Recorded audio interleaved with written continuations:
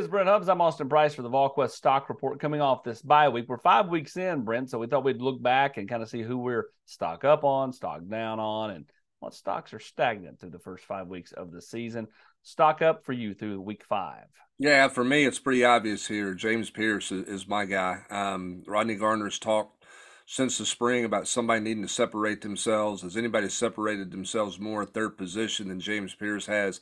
Leads the team in sacks. He's been disruptive from really the moment he got on the field, and his snap count's going up. He's not just being a third down guy right now. He played a season high 38 snaps against South Carolina.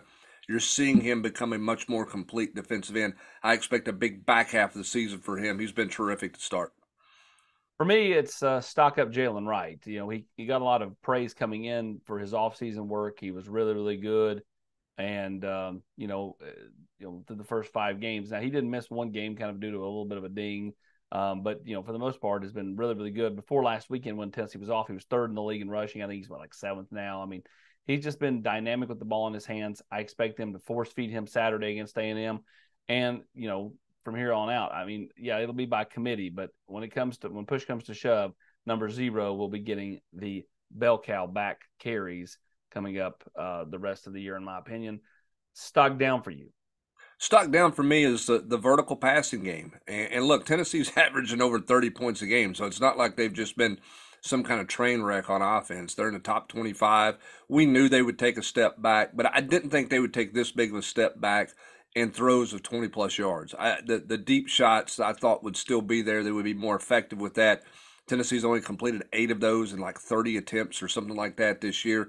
They're going to have to get those going this week against Texas A&M. Probably their best chance if A&M continues to play as much man-to-man as they did against Alabama. Tennessee's going to have to make A&M pay there. They've got to get this vertical passing game going. Well, staying in that same realm, I'm going to stock down wide receiver depth. You knew coming into the year they were kind of thin, but you thought if they stayed healthy, you'll never even see it. But then, Dante Thornton's had a hamstring deal. You got Brew McCoy with obviously the ankle thing where he's out for the year. Tennessee just can ill afford to have anybody else get, dinged up, have to miss any kind of significant time. They're really, really thin at the position. They do not want to have to go to Nathan Leacock at this point. I mean, he's a freshman, a true freshman. Could he do it? Maybe. I think Jack Jancic probably would be the first call they made just because he knows what to do. But then you're turned to a walk-on, and I don't think Tennessee wants to go there. So they kind of right now have 5, right? They have the starting, 3 and then 2 off the bench, whether that's Thornton, Webb, or Nimrod. One of those will start. The other 2 will come off the bench. So I go wide receiver depth is stock down for me. Still some talent there, but they just don't have a lot of room for anybody getting hurt from here on out. Stock stagnant for you.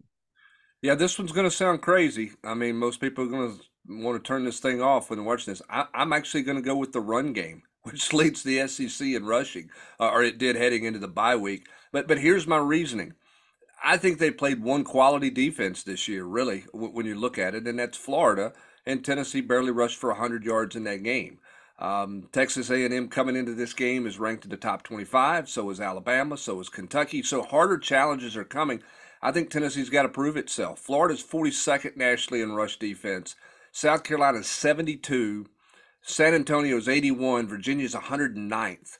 So Tennessee has feasted on some weaker defenses. They're going to have to prove themselves in the ability to run the ball against some really good defensive fronts, and it starts Saturday with an outstanding defensive front in Texas A&M that's coming to town. And stock stagnant for me will just be the season. For some of the reasons you just said, Tennessee's not played an overly tough schedule to this point. What this team ends up being will probably be told in the next 3 weeks when they play A&M, Alabama, and Kentucky. 1 at home, that being this Saturday, then 2 on the road to close out the month of October. How does Tennessee fare in these 3 games in October? They're 4-1. If they go 2-1 and they're sitting here at 6-2 with 4 left, I think you feel pretty good about where they're at because then they're playing UConn at Missouri before home for Georgia and Vanderbilt. If they don't go 2-1, it gets a little more dicey. And I think it all starts Saturday with A&M. I think that will really start to tell you, okay, where this team's going to be. You win that one, then all of a sudden you just got to take 1 or 2 on the road to be sitting there at 6-2 going the month of November.